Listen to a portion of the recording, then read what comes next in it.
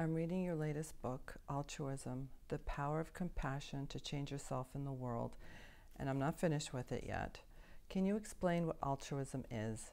Well, first of all, I think that genuine altruism is the human quality per excellence. It is the major one that we should grow along with wisdom. But also, if you see on a practical, pragmatic way, as facing many challenges in our times, one of the main challenges is that there is a kind of complete disconnect between the short term of the economy. It goes always very fast, always very narrow, short-term minded. Then there's the midterm, flourishing in life. You know, people going about their life and expressing their potential, having access to education, to living in relative peace and out of conflict and persecution and so forth. So living a good life for self and for others. So that's, 20, 70 years, 100 years. And then there's a new challenge, which is the fact that now, today, it was not the case centuries ago, we are heavily, influencing the happiness and suffering of future generations in a big way. When there will be, within 50 years, 200 million climate refugees with the conflicts, the famines, everything that will be connected with that, is immense suffering. So now the problem is when environmentalists speak with economists, they don't speak the same language. So they may not be bad people, but no connection. So you need a concept that allows all those actors together to build a better world, to see the interdependence of all those factors over the 3 time scales. And that only one is altruism. And altruism means more consideration for others. So in a very short, if you have more consideration for others, in the short term you will go for a caring economics, which takes care of poverty in the midst of plenty, and which has in consideration the common goods, the quality of the air, of the ocean, of the environment, of democracy. That means something that goes beyond maximizing personal interest, the voice of care along the voice of reason. If you have consideration for others, in the midterm, the 20, 50 years, you will make sure that people in society have the environment necessary to flourish in life and fulfill their aspirations. And if you have more consideration for others, you will change your behavior in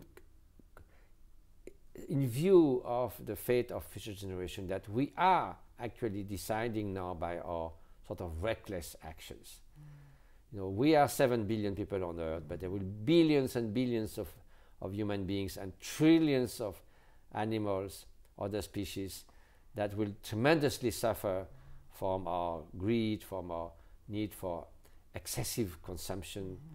When you know today that a North American emits 200 times more CO2 than a Tanzanian, and so it's not the growth of population that's the problem, it's the excessive luxury of hyper-consumption, totally disproportionate, that is causing this problem in the world for now and for future generations. So that's why altruism becomes not a just noble ideal, but a very pragmatic, realistic concept that we must put into action.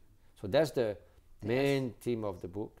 And since we need to support that with good scientific and other philosophical and whatever spiritual evidence, I needed to show how the theory of universal selfishness is nothing much more than armchair science. There's nothing that supports that theory, that ideology, that children are more prosocial and cooperative than we would think, and that even animals can display empathy and sort of consideration for others, that we can bring that in education, that we can bring that in economy, that we can bring that in governance, and also that we can address the contrary forces of excessive individualism, narcissism, violence. So those have causes. If we know the process, like devaluing others, making human beings look like animals and animals like objects. So always devaluing, and then using as instruments. So all those issues have reasons that we can counteract. So this is kind of what I try to develop in this book. So it provides sort of a whole, very, I hope, complete picture. It's not perfect. It could have worked for another 10 years.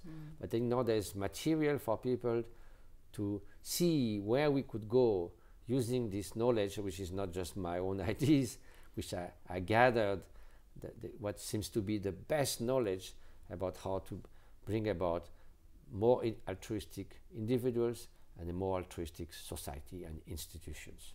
Okay, so it's factual as well as supplying the community Yes. with the tools to Hopefully. develop the altruistic life. I hope so.